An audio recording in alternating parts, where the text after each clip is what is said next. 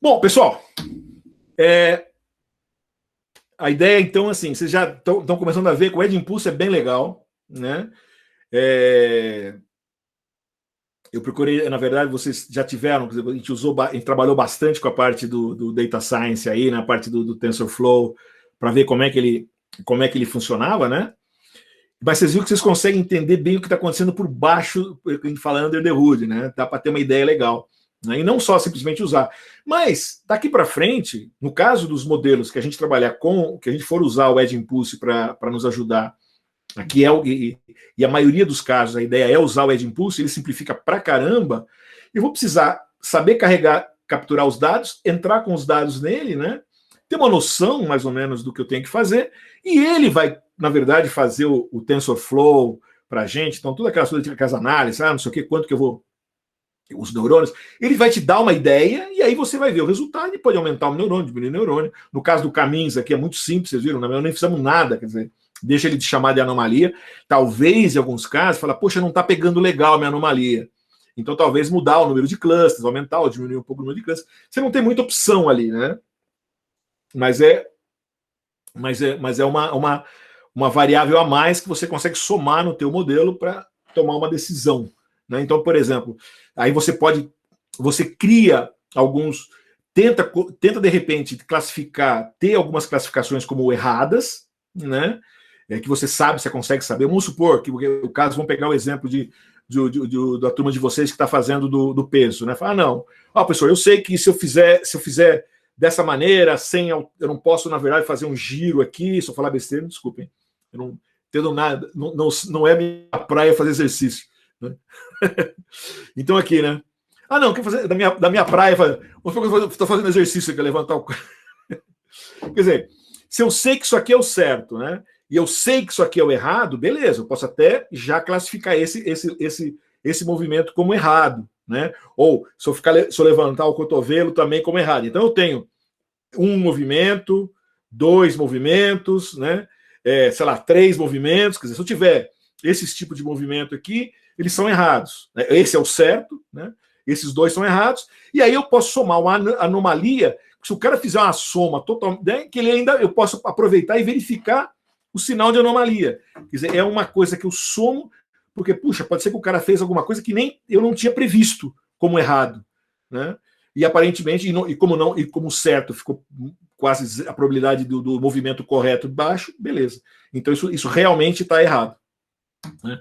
Então é uma opção a mais de modelo que a gente pode somar no nosso modelo. Né? E juntar isso e colocar. Né? E baixar depois, nós vamos no caso, você viu que dá para baixar, mostrei um caso real, quer dizer, a gente pegou o deployment aqui no celular, aqui apareceu a anomalia aqui, quer dizer, eu consegui, a classificação aparece aqui. O que nós vamos fazer, já, eu não sei se na aula que vem já dá tempo, nós vamos brincar um pouco com o Arduino, mas se der tempo já refazer o que a gente fez aqui com o Arduino, eu vou conseguir tanto ver no serial monitor dele, como a gente vai tentar acender os LEDs, né? Então, se o movimento, sei lá, esquerda e direita acende o LED vermelho, up and down acende o verde, né? Círculo o azul, anomalia acende o branquinho, os três juntos, ou o outro tem um quarto LED. Né? Assim você define mais ou menos, que é legal, porque o ideal é que você tome alguma ação. Em geral, você pode fazer uma ação, por exemplo, quando você faz o Arduino acender um LED, na prática, isso é um sinal que você pode, lembra aquele que eu fiz o exemplo do yes e no, ia lá e fazia o trigger no Raspberry. Isso aí pode ligar um relé, mandar ligar um rádio, fazer o que você quiser. Né? Pessoal, vamos lá? Segunda parte da aula. Tá? A gente tem 45 minutos. Tá tranquilo. Deixa eu zerar aqui para não perder. Pessoal, eu queria falar um pouquinho para vocês da parte mais importante quando a gente fala de machine learning, que é a parte de dados. Né? Até acho que umas dois quiz diferentes, eu perguntei para muita gente qual que é a parte que demora mais ou mais complicada do machine learning, né? Muita gente, a maioria de vocês sempre falou, parte de dados, porque você tem batido nisso, dataset, ter os dados, né? Mas muitas vezes as pessoas, não, o difícil é achar o modelo, professor, o difícil é fazer o treinamento. Não é, né? É claro que também é difícil. Qual que é o modelo que eu vou usar? Vou usar o modelo dense, vou usar um convolucional, vou usar não sei com quantos layers, quantos neurônios, quantos filtros, né? Vou usar max pooling, lembra? Vou usar com quantos quadrinhos do max pooling lá e tal. Qual o learning rate. Até interessante, vocês veem, pelo Edge Impulse, vocês viram que ele mesmo ele já monta para você os hiperparâmetros, né? Como é que é o modelo, quantos neurônios, quantos layers, ele já te dá um monte de ideias para você simplesmente rodar. Mas, se você vier com dados ruins, o teu modelo vai ser ruim e o teu resultado vai ser ruim. Então, os dados são a parte mais importante de qualquer projeto que envolve deep learning, ou machine learning, ou inteligência artificial, ciência dos dados, como é que vocês queiram chamar, né? Quer dizer, ciência dos dados é o macro, a inteligência artificial, dentro eu tenho o machine learning, dentro do machine learning o deep learning, né? E vamos dizer assim, e tudo isso é dados. Eu já comentei com vocês também em alguma aula que existe a lei mais importante da ciência que estuda os dados é garbage in, garbage out. Se você entra com lixo no teu modelo, vai sair lixo. Percebe? Então você tem que treinar com dados bons para você ter um resultado bom do teu modelo. Você poder fazer uma inferência depois, que é usar o teu modelo para dados novos de maneira que vai funcionar. Tá bom? Beleza. Então, voltando aqui. Tudo bem. O que é Data Engineering? Né? A gente, lembrando o nosso modelo que a gente está trabalhando, né? A gente tem o Data Engineering, essa é a primeira parte. É o que envolve a coleta e o pré-processamento dos dados. Depois eu tenho a parte de Model Engineering, que é a parte do modelo, né? De definir, desenhar o modelo, desenhar a arquitetura e treinar. Aí eu tenho a parte do Model Deployment, que eu tenho que avaliar se deu, quanto é que deu, se deu bem, se não deu. E aí não fizemos ainda. Apesar que, por baixo do pano, a gente até fez, porque quando vocês rodam o modelo no celular, na verdade, o modelo que vocês treinaram ali com o TensorFlow, né, que vocês podem baixar, que a gente até fez na aula passada, que eu mostrei pelo Colab, né, o modelinho direitinho com o TensorFlow lá, na verdade, o Edge Impulse, ele converte o modelo, ele usa TensorFlow Lite JW, né, que é JavaScript, tal. Ele gera isso em GW, ele gera um modelo GW e esse modelo é descarregado no telefone. Então, como o telefone está conectado nele, ele descarrega esse modelo e aí o aplicativinho ele roda o modelo dentro do browser do celular. Eu estou usando o TensorFlow Lite para rodar o modelo no browser, no Safari que eu tenho aqui dentro. O Safari rodou aquele modelo que nós geramos. Aqui, vocês viram que, inclusive, eu fui aqui offline, rodei, olhei no telefone, ele está lá, nem usando o telefone. Uma coisa é capturar os dados e ele roda dentro do Edge Pulse Studio, e outra coisa é baixar o modelo e deixar ele classificando aqui no telefone, né? Legal. E fazer inferência é o que a gente fez. Quando eu faço aqui inferência, quer dizer, eu fiquei fazendo para lá, para cá, sobe e desce, o que eu estou fazendo é inferindo. Eram dados novos. Eu fiz de novo, testei para frente. Os meus dados é o meu movimento, certo? Eu estou gerando o movimento gera, os acelerômetros geram um sinal, e aí eu entro no modelo e ele me aparece na tela. Olha, idle, left, right, circle, certo? Então, na verdade, eu estou fazendo a inferência. Legal. Bacana. Pessoal, então, relembrando, quando a gente olha dados, né? Quando a gente olha os dados de uma maneira geral, né? O que a gente faz? Vocês lembram? Até hoje, como é que a gente fez os nossos projetos? Eu partia de um dataset, lembra? Partia do dataset lá de câncer de mama. Pegava lá o nosso dataset, se tinha câncer, não tinha câncer, tarará, ou horse versus human, ou do feijão, todos aqueles, né, os dos Nimitz, dos números, todos os exemplos que a gente fez, né? Ou até hoje, aqui o dos acelerômetros também, a gente gerou dados e gerou um dataset. Ou alguém trouxe para a gente baixou da internet, ou a gente gerou, nós Foi o caso nosso do acelerômetro. Nós geramos nossos dados. A primeira coisa que eu faço, eu separo, eu quebro isso em treinamento e teste. Lembra? Primeiro caso, sei lá, deixo 80% dos dados vão ser usados aqui no treinamento e 20% dos dados aqui vão ser usados como teste, né? Legal. Aí a segunda parte que eu fazia, o que que era? Eu pegava o meu training set e quebrava ele em train e validation, lembra? Então, sei lá, eu fazia lá, ou em alguns casos o pessoal usa o próprio teste para fazer, mas eu falei, o ideal não é fazer isso, o ideal é eu pegar e quebrar um pedacinho desse aqui e fazer a validação. Por quê? Porque quando eu estou treinando o meu modelo, eu uso o set de validação para fazer o quê? Fazer o tuning para me saber se está bom. Ah, não deu legal. Ah, então eu vou aumentar o neurônio, baixar os neurônios, vou pôr mais capa, vou tirar a capa. Quer dizer, com deu overfitting, aí eu preciso parar com menos épocas, etc. Então, quer dizer, quando eu estou fazendo esse treinamento, eu estou usando os dados de validação para fazer isso.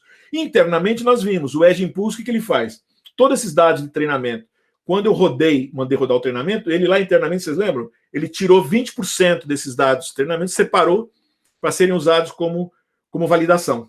Tá? E depois, o teste 7, nós usamos dados externos, aqueles que estão separados lá, o que eu acabei pegando depois como no live teste e tal. Quer dizer, eu não usei esses dados do treinamento e o teste eram completamente separados, né? Legal. E depois que eu estou satisfeito, como a gente lembra do Edge Impulse, eu fui lá, rodei e tal. Depois que eu estou satisfeito, o que eu faço? Ah, esse modelo tá bacana. Aí eu fiz o que eu chamei, eu fiz o live teste, né? Aí fui pegar dados novos, ou posso pegar todos os dados que eu estou lá em cima no treinamento e rodar tudo de novo para ver como é que o modelo está bem, não está, não está, volto de novo. Aí eu vou pegar mais dados, ou mudar os dados, etc. Tá bom? Legal. Né? Só que um detalhe, né? Olha só, em geral, né, em muitos dos nossos casos, o dataset, né, esse dataset aqui, ele foi dado para a gente. Né? Quer dizer, a gente tinha esse cara, né? O câncer de mama, o NIMST, né? O do feijão, ó, tá aqui, pessoal, esses são os dados, né? E você foi lá, separou e fez, né? Mas é interessante a gente saber da onde veio esses caras, né? Da onde vem esse cara? Porque alguém criou esses dados. Esse dado não é de graça, pessoal. Isso é importante.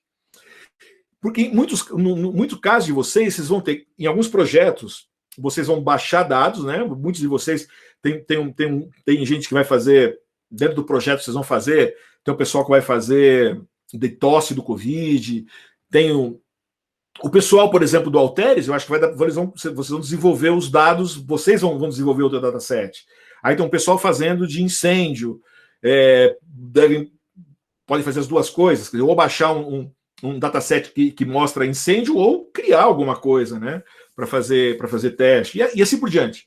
Em muitos dos casos, né, você vai usar dados que vêm, mas como é que alguém desenvolveu isso daí? Da onde veio, né? É importante que quando você vai usar ou você vai definir um trabalho, né, você vai definir o que você tem que fazer, você precisa pensar, né, em ter bons dados. Ter bons dados significa que teu modelo vai ser um modelo com accuracy, vai ser um modelo confiável, um modelo que vai conseguir resolver o teu problema, né? Então, primeiro, quando você vai baixar, meus dados, eles têm features suficientes, os features que eu estou capturando são legais. Pô, se eu estou pegando movimento, então vou pegar os dados dos acelerômetros. Se eu estou fazendo um trabalho da tosse, então eu preciso pegar a voz, pegar o som da tosse. Será que eu quero pegar a temperatura também? Quer dizer, da onde eu vou pegar? É importante também, quando você trabalha com dataset, que se eu pegar esses dados, por exemplo, eu consigo, em termos, uma pessoa consegue distinguir, isso é importante também. Vamos supor que você vai usar, você vai desenvolver um dataset para diferenciar palavras, diferenciar sim de não em português. Alguém tem que olhar, isso aqui, eu pego um exemplo, sim, isso é sim, não, isso é não, 1, 2, quer dizer, uma pessoa, se eu pego um dataset de palavras, uma pessoa consegue separar, olhar esse, né? Não quer dizer nada. Então, se o meu dataset eu consigo, em termos humanos, separar, beleza. Como é que eu vou medir isso daí? É importante saber como é que eu vou medir esse dataset também. Medir Depois que eu usei o dataset, como é que eu vou medir se o meu modelo está funcionando, se ele consegue separar, né? Isso é importante, né? Outro conceito, quando você está falando de dados, não a quantidade é importante, mas a qualidade também é importante. Então, tenham isso em mente. A gente vocês vão ouvir muito em data science, ou principalmente em deep learning, né? Big data, quanto mais dado, melhor. É verdade, mas muito dado que não é bom também não resolve.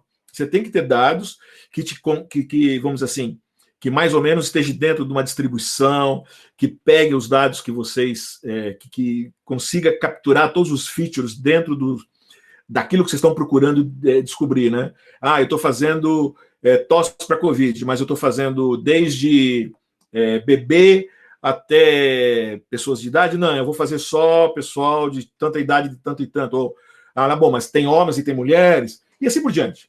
Mais ou menos, né?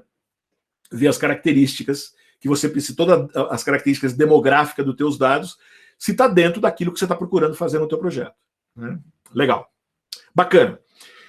Então, quer dizer, quando eu estou falando dos dados, então do data engineering, esse conjunto do que é o meu dado, como ele funciona, é a primeira parte do que eu chamo de data engineering, é os meus requirements, tá certo? Quer dizer, qual é o problema? Qual o problema que eu vou resolver? É o problema da tosse? É um problema para ver se eu estou conseguindo fazer o exercício? Se tem incêndio, se não tem incêndio, se eu tenho vibração lá na barragem ou não, né? Esse tipo de coisa. Eu vou definir o meu modelo, etc. Né? Como é que eu vou usar? Se eu vou usar por humanos, se eu só posso distinguir. E um ponto que você tem que levar em consideração se você usa um dataset. Eu tenho permissão para usar? Eu tenho direito de usar?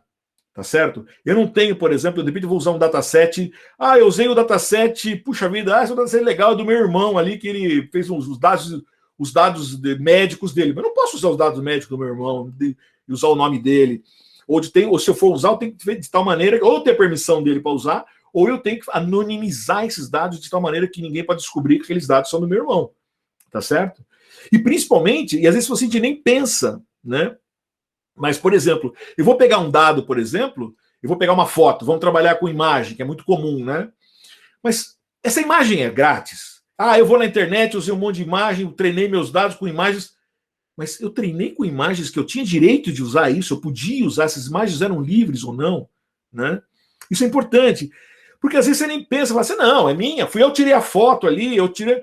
Mas você percebeu? De repente você vai tirar uma foto, esse exemplo meio bobinho, mas eu sou o autor, eu sou o dono da foto, porque sou eu que tirei a foto, eu conheço a moça aqui, ela me deixou usar. Mas lá atrás tinha um símbolo da Apple ali, tá vendo? Né? Ou, de repente, eu tirei a foto, mas eu não falei para essa moça, que se eu podia usar a foto dela. Né? Então, de repente, não é só quem está fazendo a foto. Então, o fato de você fazer a sua foto não quer dizer que você tem direito a ela, porque você pode ter conteúdo dentro dela que não é seu.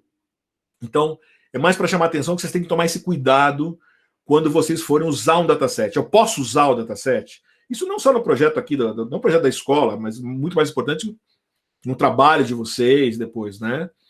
Então, olhem a licença, sempre olhem a licença. Quer dizer, se você for usar um projeto, for usar uma base de dados baixar na internet, como é que essa licença? Essa licença é um CC0, que é um CC0, beleza. CC0 é jóia. CC0 quer dizer todo mundo pode usar numa boa. É uma licença Apache, está aí você dá uma olhadinha lá dentro. Não, isso aí, olha, em geral, quando você pega um software, essa licença é uma licença Apache ou MIT, então você pode usar para o que você quiser comercialmente, só que eu não vou te dar suporte, eu estou te entregando do jeito que está aí, quer dizer, esses dados são dessa maneira, e beleza. Quer dizer, se eu criei os dados e disponibilizei para você, eu vou dizer, olha, a licença desses dados é X, é CC0. Significa que, beleza, é do jeito que está aí, não me responsabilizo. Se você usar esse negócio e der problema, é problema seu. Tá? Em algumas licenças, de repente, você tem que dizer, essa licença aqui, esses dados foram coletados por Marcelo Rovai, blá, blá, blá, blá, blá. Então, em geral, a licença diz, você pode usar, mas você tem que dizer a fonte. Outras você pode usar livremente, não precisa nem falar nada. Ou outras você não pode usar, ou você pode usar para fazer pesquisa, você pode usar na escola, mas você não pode usar para fins comerciais. Então, quer dizer, fora do escopo desse curso a gente ia ver, estudar as licenças, mas procurem ver.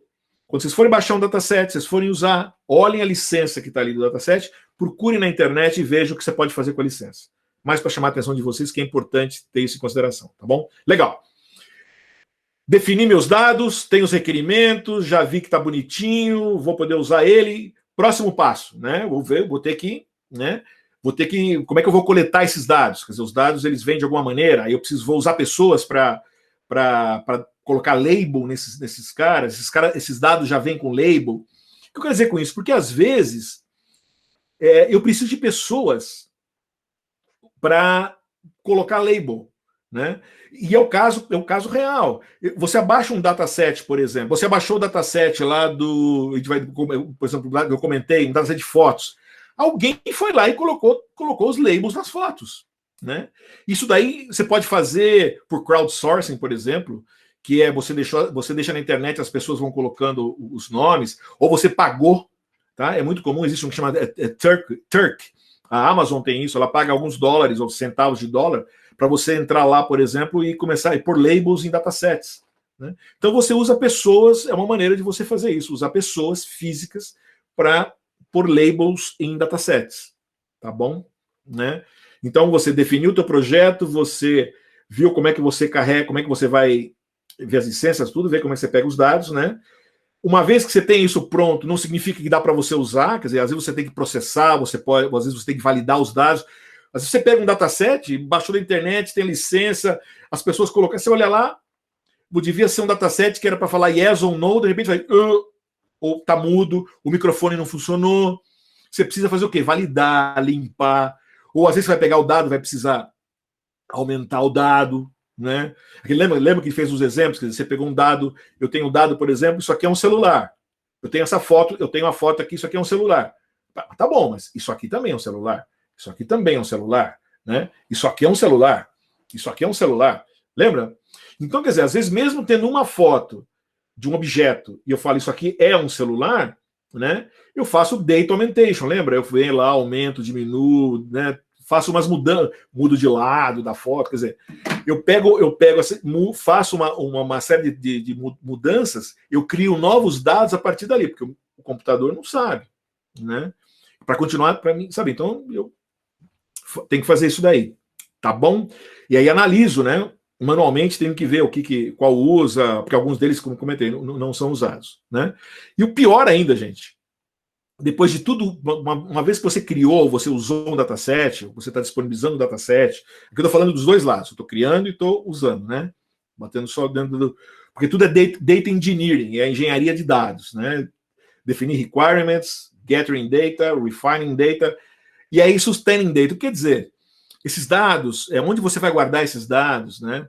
Onde você vai guardar, qual a segurança desses dados, versão de dados. Esses dados podem se modificar ao longo do tempo, isso é outro problema sério. Os dados evoluem, quer dizer, às vezes você usou os dados eles foram gerados, por exemplo, numa região geográfica, por exemplo, né? Eu criei um modelo, o modelo funciona super bem na América Latina, mas de repente alguém vai usar esse mesmo modelo na África, sei lá, ou ao contrário, aquele do feijão. Eu peguei todos os dados da África, mas vou usar no Brasil. Puxa vida, mas a folha do Brasil é diferente, então eu teria que refazer ou aumentar os dados, porque tem uma característica, o verde da folha brasileira é mais diferente do verde da folha africana, sei lá. Então você tem que ver isso, ou evolução com o tempo mesmo, né? Você tem um modelo que você desenvolveu que só trabalhava com criança, de repente, com o tempo, tem que fazer adulto também, passou a usar aquilo lá, né? Ou era só para adulto e criança passou a usar. Então você também, os teus dados evoluem ao longo do tempo, você tem que levar em consideração isso, tá? Então isso são fases ou etapas, né, que nós temos que levar em consideração quando eu trabalho com o meu Data Engineering. Então essas são as 4 grandes fases do que vem a ser Data Engineering, tá bom? E é importante, pessoal, a gente tem em consideração que não é fácil. Dataset é uma coisa que demanda esforço. A gente já falou de alguns datasets aqui no curso, né? Por exemplo, Imaginet é um dos datasets de classificação de imagens mais famosos que tem. Lembra? Eu comentei com vocês em várias aulas, desde lá desde no começo dos anos 2000, né, 2010, mais precisamente por aí, 2009, 2010, o pessoal desenvolveu o Imaginet, que é um conjunto com milhões de imagens, de 1000 classes. Ele tem 1000 classes: cachorro, vários tipos de cachorro, vários tipos de gato, vários tipos de carro, carro esporte, né? São 1000 classes diferentes e milhões de fotos. Em geral, é fotos de pessoa, ou de criança, é só criança, tal, tal, tal. Em geral, são diferentes, mas mais ou menos sozinhos na foto. É uma imagem para cada coisa. Eu uso para classificação.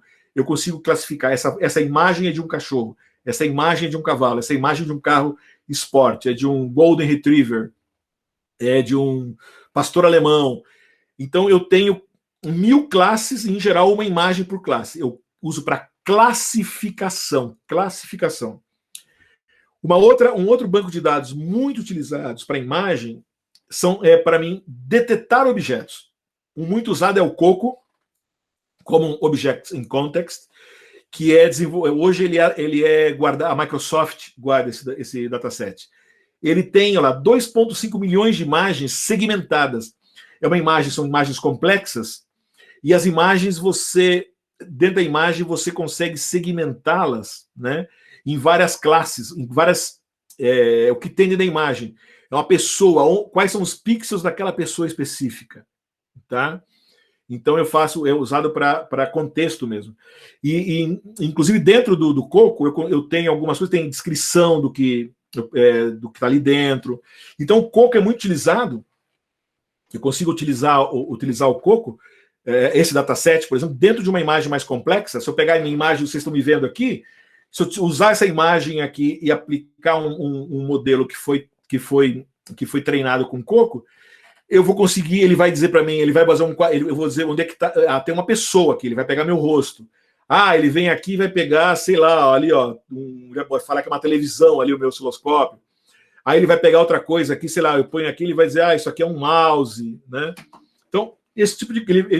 Ele consegue segmentar, em geral, até 10, mais ou menos até 10 coisas dentro de uma mesma imagem. Ele vai pegar os 10 elementos, né, os 10 objetos mais importantes dentro dessa imagem. E isso eu posso usar para vídeo, inclusive, porque isso é até uma coisa importante. Quando eu faço detecção de objetos, por exemplo, eu faço numa imagem, quando eu faço, eu posso usar detecção de objetos em vídeo? Posso. Na verdade, um vídeo é composto de frames, normalmente, sei lá, 30 frames por segundo, 60 frames por segundo, né? Em geral, 30 frames, né? Então, 30 frames por segundo. Quer dizer, a cada segundo eu tenho 30 fotos, essas fotos juntas formam um filme, né? O filme normal é 30 frames por segundo. Então, na verdade, eu pego um segundo de um filme, eu divido ele em 30 imagens e olho os objetos de cada uma dessas imagens. Eu estou fazendo, então, uma detecção de objetos dentro de um vídeo, que, na verdade, eu faço na imagem. Mas eu tenho, inclusive, datasets que trabalham com vídeo mesmo, né? Que como o Waymo e o Kit, que são vídeos que eu tenho segmentação dentro do vídeo, com várias câmeras e tal, que é usado em robótica, em carros autônomos.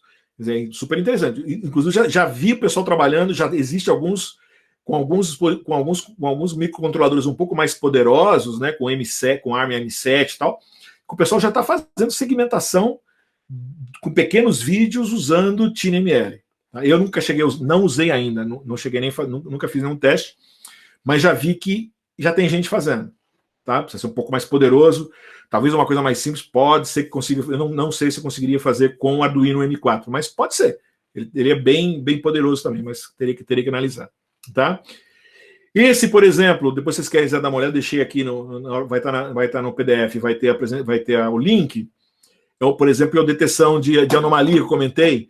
Se vocês entrarem nesse site da NASA aqui, né, esse site da NASA ele é um repositório de dados da NASA, onde ele tem um monte de datasets mais voltado à parte industrial, né? Ele tem de rolamentos, como eu comentei com vocês, que é bearings, né? Ele tem de temperatura, ele tem de materiais, tem bastante coisa interessante. É bem sofisticado, né? Mas um deles, que é o Bearing Dataset, tá? Que é baseado nesse paper aqui desse pessoal aqui, pessoal da Universidade de Cincinnati e o pessoal da Northwestern, né? University, e lá de Beijing também, mas é uma universidade, do Instituto de Acústica, né? Muito legal. O que eles fizeram? Pô, eles pegaram uma máquina, pegaram os eixos da máquina, depois vocês entram aqui no paper para vocês darem uma olhada. Botaram 4 rolamentos, né, como eu comentei com vocês, deixaram eles funcionando e foram capturando dados desses rolamentos até eles se quebrarem, né? E é legal. Inclusive, vocês foram no Kaggle um ano atrás, ano passado, teve até o pessoal deixou disponibilizado esse dataset lá. Ele tem 1 GB, você abaixa, ele tem 1 GB dividido em 4. Ele tem 4 grupos lá dentro você pode abaixar aqui, tá vendo? Dentro do site da NASA, ele download Bearing Dataset aqui, né? Você até tem uns exemplos, você pode trabalhar, fazer uns modelos usando ele e tal. É bacana, é bacana. Mas um grande problema que eu tenho quando eu trabalho até com anomalia, né? No caso do estudo de anomalia, a transferência de um modelo que eu fiz, na verdade, para usar Bearing, eu usei, trabalhar, funcionou com esse cara aqui, que foram os 4 rolamentos. Eu vou usar isso num projeto meu, é complicado. Essa é uma das limitações quando eu trabalho com coisas físicas. A transferência de uma para outra não é tão fácil. O ideal é você usar o teu sensor para capturar os dados, fazer toda a pré-qualificação, fazer o teu modelo, usar. Mas em alguns casos, vale a pena você usar dados que você consegue no mercado, né? Ou para você desenvolver o teu modelo para depois você aplicar os seus dados, né? Ou para você usar esse modelo para depois fazer o que a gente chama de transfer learning. Aí eu vou botar dados meus e vou usar os pesos iniciais desse modelo treinado com uma base de dados maior, mais genérica. Então, tudo isso tem que mais ou menos levar em consideração. A gente vai fazer alguns exemplos, tá bom? O que eu quero, fechando isso aqui, só para vocês terem claro, então, né, que ter um dataset não é bolinho. Quer dizer, em alguns casos a gente vai usar, em alguns casos a gente vai pegar datasets que já existem no mercado, como esses que eu citei aqui, né? Um que eu não citei, mas eu vou entrar um pouquinho mais em detalhe, é o Common Voice. Eu vou conversar com vocês, falar um pouquinho desse cara com vocês aqui hoje. Mas o Coco, o Imaginet e tal. Eu usei muito o Coco e usei Imaginet. Esses dois aqui eu usei, por exemplo, tanto para detecção de objeto e classificação de imagens com o Raspberry, tá? E a gente vai ver também, nós vamos usar, nós vamos fazer projetos, por exemplo, quando a gente fazer algum projeto para identificação de imagem de pessoas, né? Nós vamos pegar modelos, arquitetura mais simplesinha, mais menorzinha um pouco, né, mais simplificada, mas que foi treinada com um Imaginet enorme, né, com esse grandão, e aí o que eu faço, eu utilizo com as minhas imagens mais simples, tá bom? Legal. Bacana. Eu vou pegar um speech command e dar um exemplo para vocês, para mais ou menos. O speech command é interessante. Vocês têm aqui um paper dele. Quem desenvolveu o speech command é o Pete Warden. O Pete Warden, junto com o Dan, foram os 2 caras que escreveram o livro do TinyML, que foi lançado no finalzinho de 2019, comecinho de 2020, que hoje é o livro que mais se utiliza em TinyML, né, Machine Learning for Embedded Devices, né? Os 2 juntos escreveram o livro. O Pete precisava, ele queria desenvolver algum mecanismo, né, de você usar palavras fazer um identificador de palavras, né, usando o microcontrolador. Mas não tinha um modelo para isso, né? Então ele desenvolveu o modelo dele. E é legal, e aí vamos ver mais ou menos como é que ele fez, para a gente ter uma ideia que, na verdade, os passos que ele seguiu para montar o dataset dele e disponibilizar é mais ou menos o que vocês teriam que fazer. Então, usando aquelas linhas que nós falamos aqui, né? Lembrando que eu vou usando essas 4 etapas, né? Quais são os requerimentos que eu preciso para o meu dataset? Como é que eu obtenho os dados? Como é que eu faço o refinamento dos dados? E como é que eu mantenho os dados depois, dataset, né? Legal. Então, a primeira parte, qual foi a definição? O que o Pete pensou quando ele queria criar um dataset de palavras para serem usadas em TinyML? É isso que ele queria fazer, criar um dataset de palavras para o TinyML. Ele falou, legal. Ele falou assim, bom, eu quero criar um dataset para que todo mundo possa usar um dataset público do que eles chamam de keyword spotting. Né? Alexa é um keyword spotting, Hey Google é um keyword spotting, pode ser yes, no, se o que for.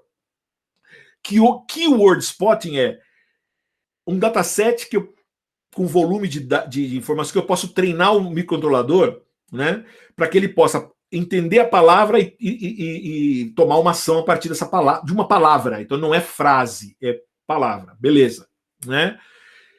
Quando ele pensou em desenvolver isso, né? Ele fez isso em 2018, hein? Nós estamos falando de 2 anos atrás, né? Não existia um dataset específico para palavras, né? E o que existia era proprietário, né? A Google tinha, a Apple, a Amazon, papapá, mas eram proprietários, só eles usavam internamente lá.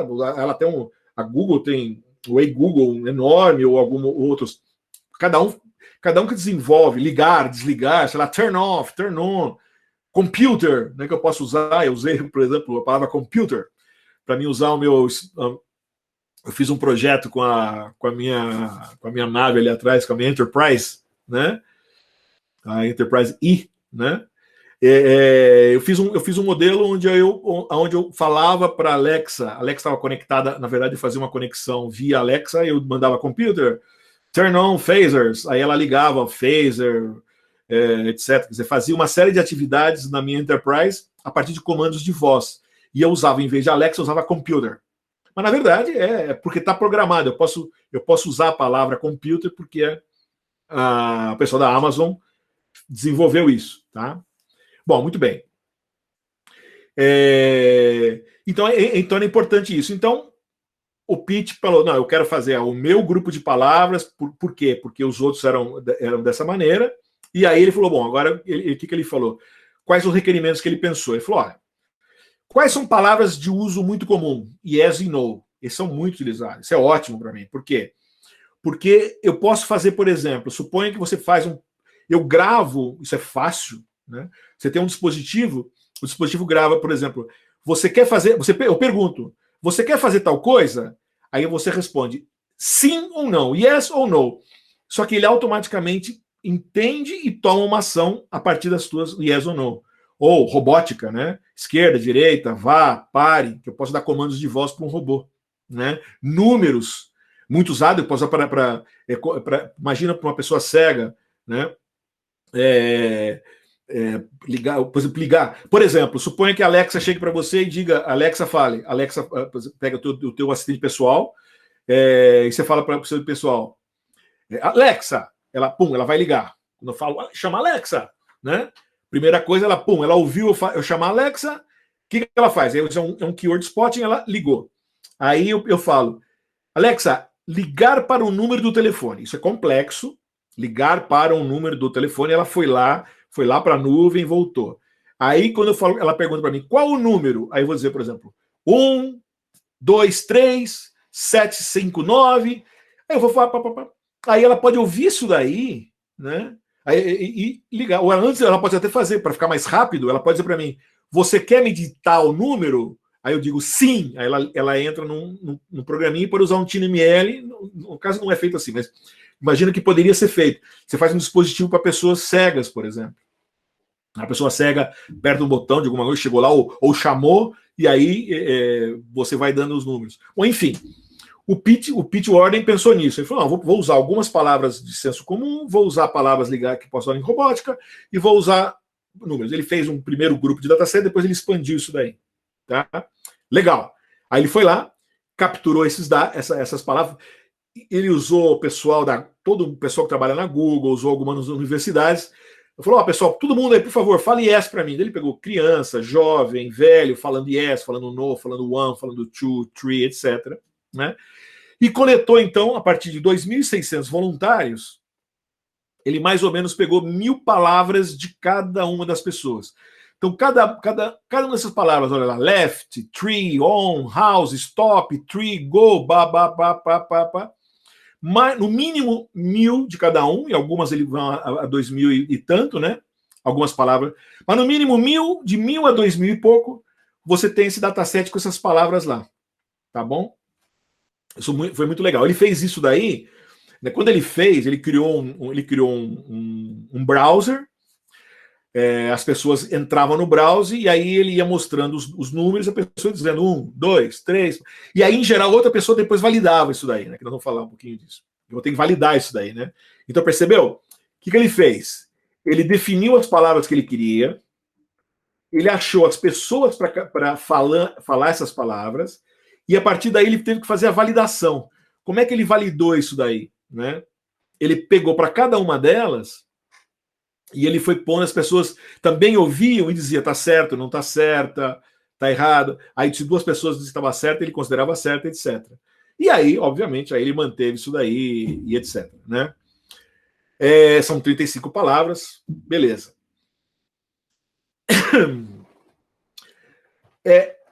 Aí você fala, mas, puxa vida, mas é importante ter esse tipo de dataset, é super importante. Principalmente quando eu vou fazer... Suponha que você desenvolva um projeto e você fez o teu projeto, está funcionando, aí você fala, mas será que ele está legal?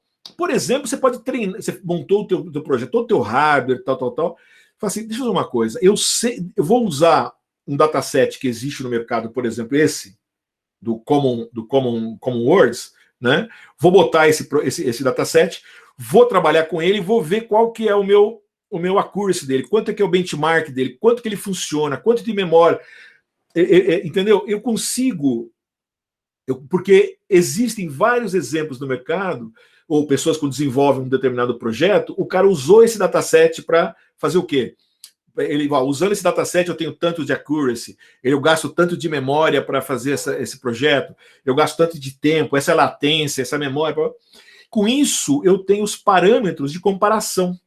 Aí eu posso ver que projeto que eu fiz comparado com outro que um outro fez, por exemplo, usando esse dataset. Então é o que a gente chama de Apple to Apples Evaluation, né, que os pesquisadores sempre procuram usar. Então, porque às vezes o cara, de repente, eu faço um modelo diferente, cria um modelo super legal. Mas como é que eu sei se o meu modelo é melhor que o modelo A, é melhor que o modelo B? Eu vou usar o mesmo dataset no modelo A, no modelo B e fazer a análise, percebeu? E esse dataset é usado muito para isso também. Não só para você fazer os seus projetos, mas como para você fazer a avaliação do seu projeto. Tá bom? Legal, opa, estamos indo aqui. Fechando aqui. Legal. Pessoal, uma das maneiras, uma das características importantes quando eu faço esse tipo é o que a gente chama de long tail. O que é long tail? Long tail é, em geral, quando você tem, por exemplo, eu estou falando de language, por exemplo, né? Puxa vida, eu tenho as línguas que tem no mundo. Puxa, eu tenho a maioria das pessoas, eu pego o número de pessoas que está aqui, eu tenho as pessoas falam mandarim, falam hindu, falam arábico, falam espanhol, falam inglês, falam português.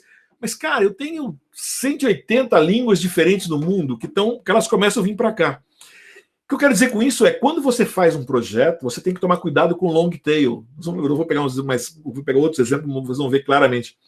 Quando eu tenho que levar em consideração, né? Por exemplo, eu fiz um projeto, esse projeto funciona para o grosso.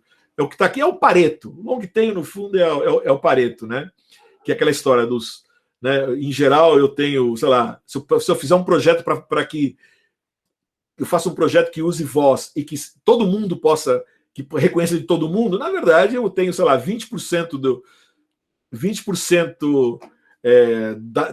das línguas vão ser responsáveis pela maioria dos dados que eu tenho. Se eu fizer um projeto que envolva mandarim, inglês, espanhol e hindu, eu pego bilhões de pessoas no mundo, né?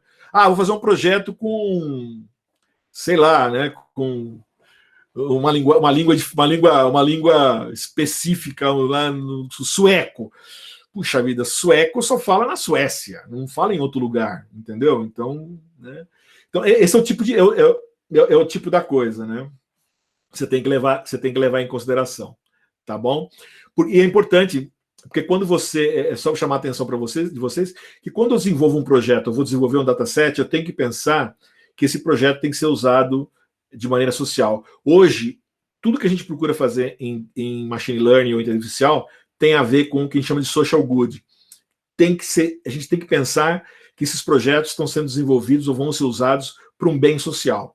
que todo mundo possa utilizar. A gente tem que sempre evitar ou tentar trabalhar para não ter bias, tá? Isso é muito importante. Então, meu projeto funciona para homem, para mulher, funciona. Ele funciona para jovem, para velho, funciona. Beleza. Quer dizer, eu tenho que tentar, para pobre, para rico, quer dizer, todo mundo, eu vou ter que fazer algo que é acessível. Então, e hoje, dado, é interessante, porque dado é poder. E eu tenho que ter isso, eu tenho que ter responsabilidade de usar dados e gerar produtos, usar modelos que sejam que vou devolver para a sociedade de maneira para fazer um bem para ela. Né? Legal. E um exemplo disso que eu queria, para fechar hoje com vocês, é falar do Common Voice. O pessoal da Mozilla, né, que faz o Firefox, o navegador Firefox, eles desenvolveram o que eles chamam de Common Voice, que é um exemplo de cross-sourcing. Porque falou, puxa vida, legal, é fácil a gente achar yes, no, one, two, three, usar lá o modelo do pitch warning para me treinar o meu. Eu vou fazer, inclusive nós vamos fazer isso, né? Vou usar o modelo dele, mas se eu quiser fazer em português, se eu quiser fazer em espanhol, né? Puxa vida, já começa a complicar. Tá bom, mas eu posso usar, eu posso one, two, three, yes, no. Mas o meu yes é diferente do yeah, ou sei lá, do americano, que foi o grosso do pessoal, dos 2.000 caras que foram lá, a maioria era americano. Então, quer dizer, o meu inglês aqui com sotaque de latino, né, já começa a ser mais complicado do modelo entender. Né? O curso que eu fiz lá com o pessoal lá de Harvard foi legal. Cara, eu até consegui, mas tinha um pessoal, sei lá, até hindu. O cara falava yes, yes, yes, e os modelos não entendiam o yes do pessoal de lá. Cara, você tem que levar em consideração. Você vai fazer o projeto, você tem que ver isso. Então, quanto mais pessoas, melhor. E o pessoal da Mozilla desenvolveu o que eles chamam de Common Voice. Tá? Quer ver? Deixa eu mostrar para vocês, que é até mais fácil a gente... Deixa eu ver se eu consigo mostrar aqui.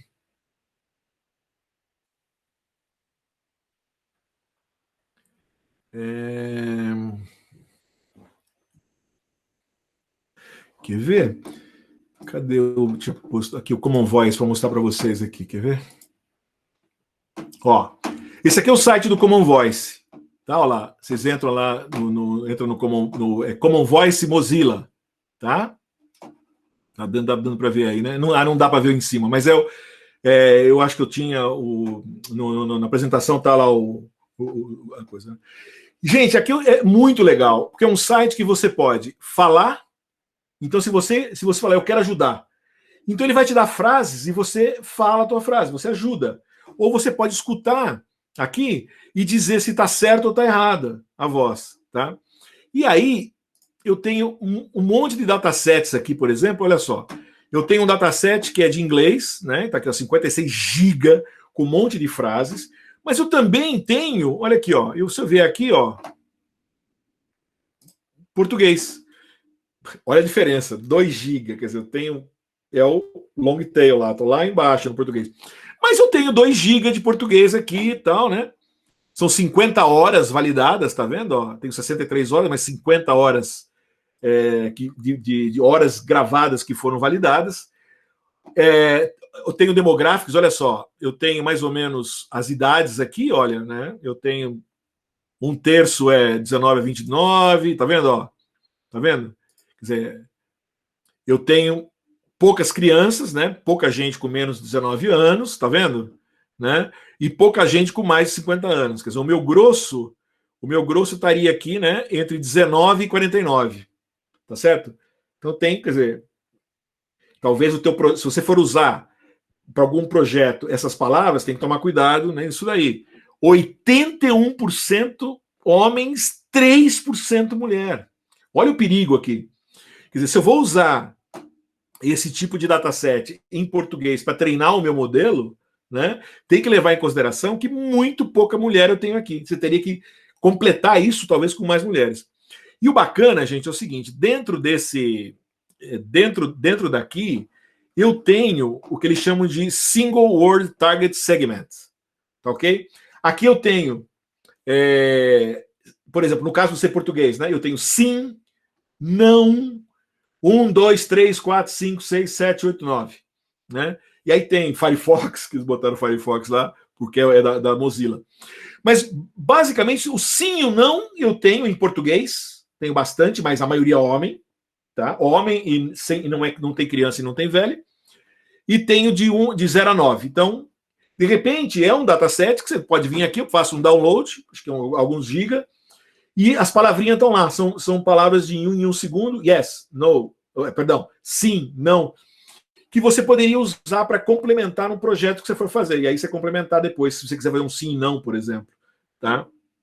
Então você pode usar aqui, tá bom? Voltando lá para o 18 aqui.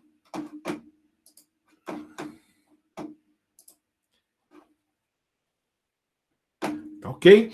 Então, legal. Então, esse é o Mozilla, tá? Que você, então, ele tem várias palavras que estão classificadas, etc.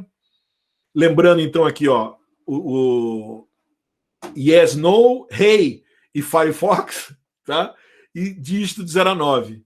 Tá ok? 18 línguas, inclusive português. Eu até baixei para fazer uns testes, legal. É com o Wave, dá para a gente, de repente, alguém quiser fazer um projetinho, né? Quiser testar, é legal. É só baixar daqui, tem o link tá aqui, tá? Vai estar aí na apresentação de vocês. Tá bom? O bacana disso aí, gente, é que vocês podem contribuir. É uma coisa que vocês podem fazer legal, entrar no site e lá ler as frases, dizer se está em português principalmente, né? Eu sugiro ajudar no português, é o que tem menos. Eu fiz bastante, entrei lá e fiquei ouvindo. O cara fica sim, sim, sim, sim, sim. De repente tá lá no sim, apareceu um cara e falou assim, yeah. Você marquei, tá errado. Né? É sim. Né? E assim por diante. Né? Mas é legal. Eu fiz uns testes. Legal, eu vi nordestino, eu tinha o gaúcho, um pouco que eu vi. Tem uns portugueses de Portugal também.